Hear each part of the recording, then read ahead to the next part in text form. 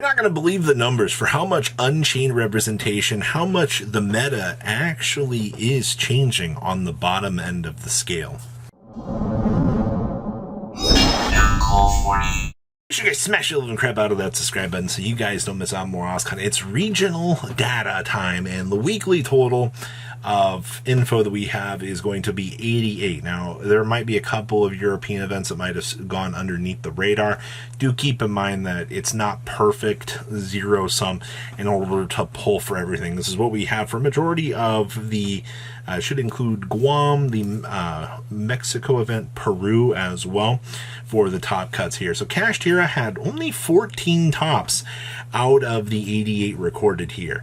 Does that mean that Kashtira's representation has been falling off? Yes. I mean, last time we were seeing 20 plus for this. It means that players have been pushing for differences in decks, and Purely's representation is up much higher than we previously had seen too.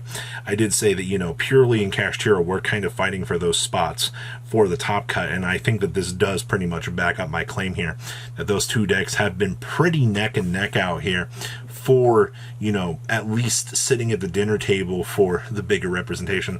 A lot of the Purely tops were coming in the 9 to 16 range, and we've had two regional breakdowns that I've shown that data where there was so much more in those numbers that it was crazy. Now the third and fourth highest represented decks out of the weekend here were Unchained and Labyrinth. All right, I've heard so many Labyrinth players complaining about Unchained. They're like, this deck is so unfair. Like, the fact that they can just play Ignorance Turbo and just roll on into an entire field of things that the opponent is doing and just not care, it's hilarious. And then, you know, Unchained is just like, yeah, cowabunga, dude. Like, please blow up my stuff. I'll continue to combo even further. Plus, they can, you know, link off with anything that's literally special summon. Deck is literally so hilarious that it's actually been great. Now, we have what is going to be the classification of Chimera. Now, this is going to basically be including the branded variants. I mean, I can't even really call them branded variants anymore because it's just, they're not playing really anything branded. It's just 3 branded fusion, 2 Fallen of Albaz.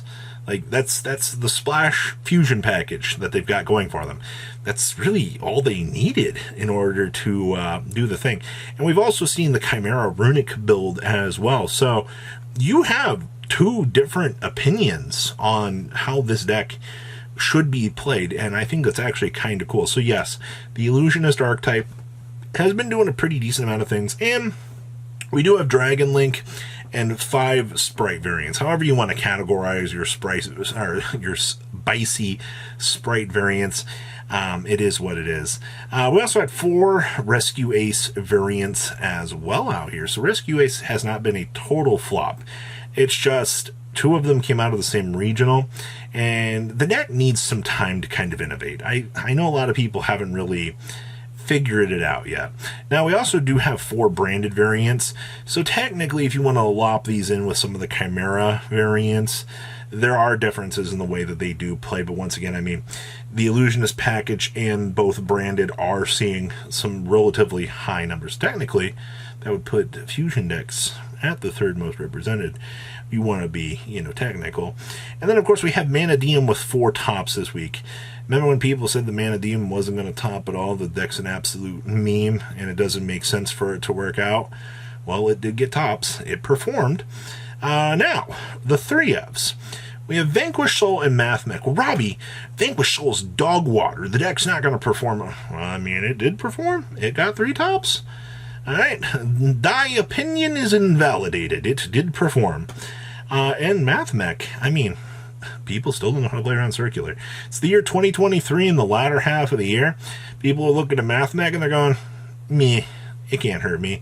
And you just get steamrolled. We had 2 Runic variants, 2 Rika variants, and only 2 Infernoble variants. You know, as much as I want to say that Warrior Toolbox is, you know, a crazy cool deck at the end of the day, it kind of missed the mark, actually. Now, I mean, maybe it just needs more time to figure out what it wants to do, or maybe people do need to put more stock into some of the Battle and Boxer stuff. There are things to really consider out here, in terms of the little innovations that you do want to put into the deck. So kind of consider that. I mean, Infernoble, it's probably not down yet. This is the very early stages of the regional block.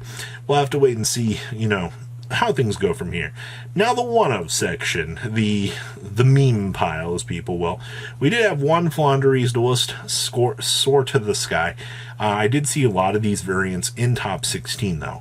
I will tell you, you can very easily get your invite right now with Flandres. People do not know how to play against the deck.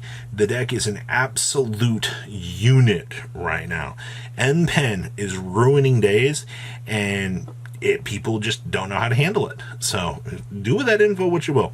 We also had a Plunder Patrol. I think that's by far the most interesting thing out of the weekend here next to Altergeist. I didn't think we would see Plunder perform, but it actually did. And we actually, okay, so this Altergeist variant, in terms of its actual success, I actually kind of expected to see more Geist. I know Geist, everybody's like, oh, trust me, Robbie, the deck is so good right now. It can play through so many things, they have so much background. Labyrinth is just better, and when you have another better deck in the room, Geist, I don't think, is really going to have a good time. So that's something that, when you have a bully in the room, it's to be expected. We also had Phantom Knights. That one also amazes me, out of Florida. That deck finding success was wild. We also have Tearlaments. I mean, am I surprised at this point in time? And I feel like if Tearlaments doesn't get a top, the entire week is kind of invalidated. We also have Minkonko, so Battle Phase Reflection deck. Salamangreat performed up to a top. I know a lot of people are like, wow, he didn't end on a Nibiru token. No. Best duelist in the whole wide world out here playing Salad, not ending on the token. We also had Sharks, Scareclaw. I mean, to be honest with you, I'm not surprised about the Shark top. People don't know how to play against Stealth Kraken, especially when it goes and matches face up on the field. And Floodgates. Woo! We also had Scareclaw and Sword Soul. And there are 3 unaccounted for tops out of the block. I mean, once again, the unknowns could be anything. I'm not too worried about it. I'm here to show the general showcase of, things that you can top with. What is this, 20 decks? 20 plus decks that you can top a regional with? And people are like, I mean, the meta might be terrible to play in, but that does show that, hey, these decks are performing. Now, here's the interesting question. What won these events? What were the decks that, had the highest overall win percentage, aka the first placers? And that's what we have for you over here.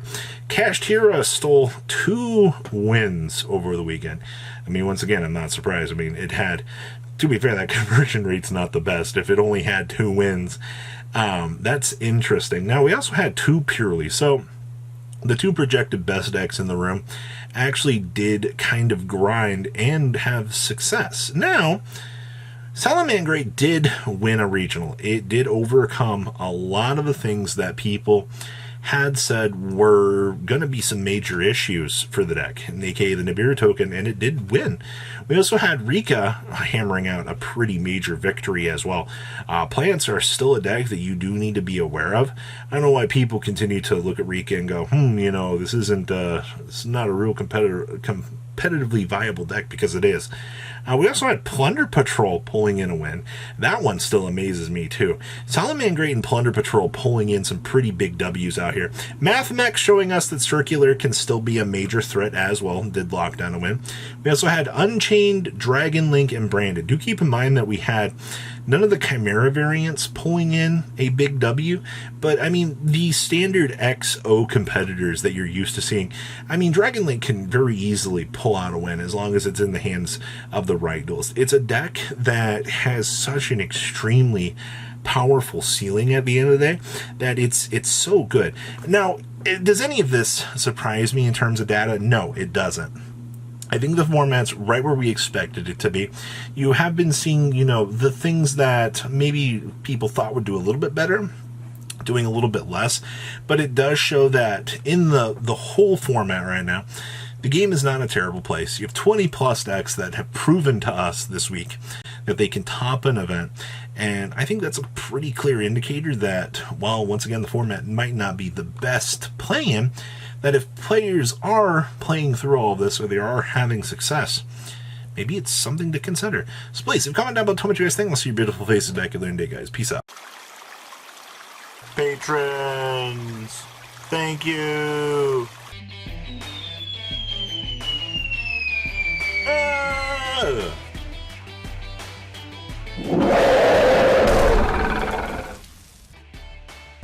Thank you so much for watching. Check out these other videos.